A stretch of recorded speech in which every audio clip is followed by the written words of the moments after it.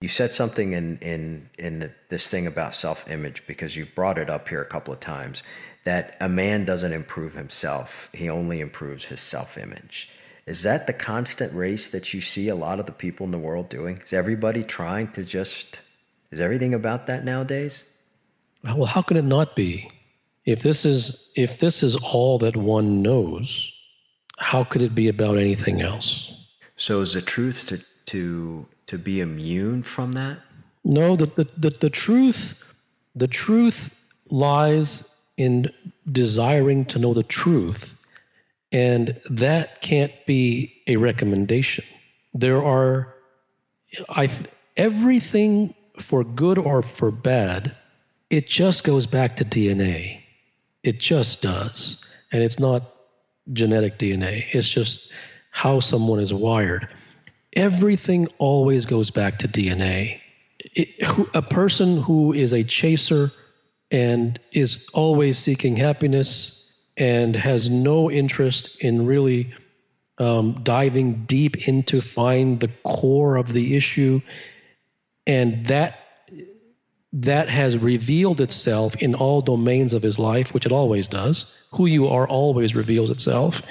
That person is going to die like that. He just is. There's nothing that can be done. Your fate is sealed by your DNA. Now, and even if you come to the point where you have an epiphany or a realization that you truly want to walk the path of truth and you never have before, that also is DNA. The DNA and the seed of that DNA of seeking the truth or having the epiphany, even that existed.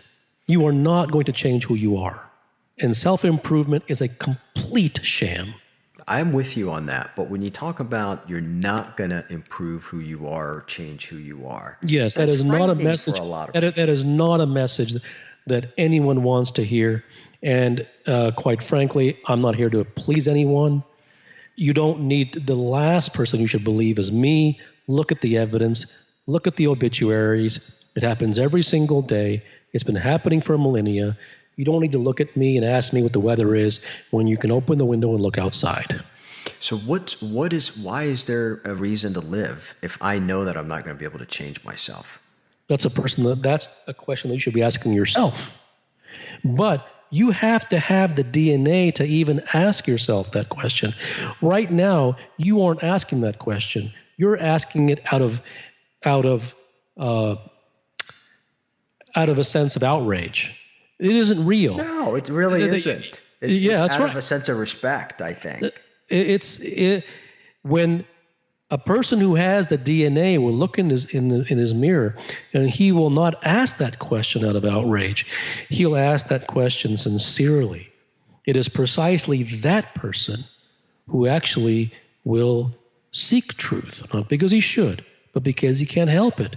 And if you examine his life, and if you examine his schooling years, and if you examine previous jobs that he's had, you will always see seeds of that.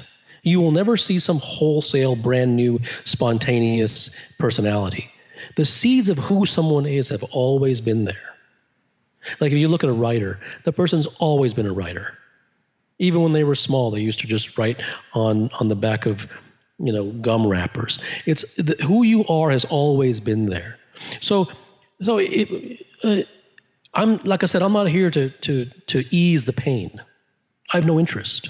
I don't even want to talk to anybody. Most of what I write isn't for anyone, to be honest with you. Quite frankly, I don't know why anybody at all would read what I write. There's no positivity or negativity, or actually, you might assume it's negative if you buy the positive and negative. Right? But it doesn't. But it doesn't matter that it's truth. The only person who would be interested in the truth is the one who is genuinely seeking it. The person who isn't interested in truth, he is seeking positivity and happiness, and that is almost everyone. So I'm not sure why I have more than one follower on Twitter. It makes no sense to me. And the followers go up. There's no one who's more shocked than I am. Why are you reading what I'm writing? It is Armageddon almost, right? It's telling you that you are going to be the way you are forever. You're never going to get better. Self-improvement is a scam. you're going to die. Why would you listen to that? Right? Why wouldn't you put on a motivational speaker or put on nice, Dalai Lama and listen to happiness and chanting and quite frankly, most do. So, when you ask me this question, why are we even here? What's the point of even living? Well, what do you want me to say? It is what it is. So either you ask that question out of sincerity because you're the DNA to do so, and you ask yourself, or if you ask me, I'm just going to respond with silence. What do you want me to say?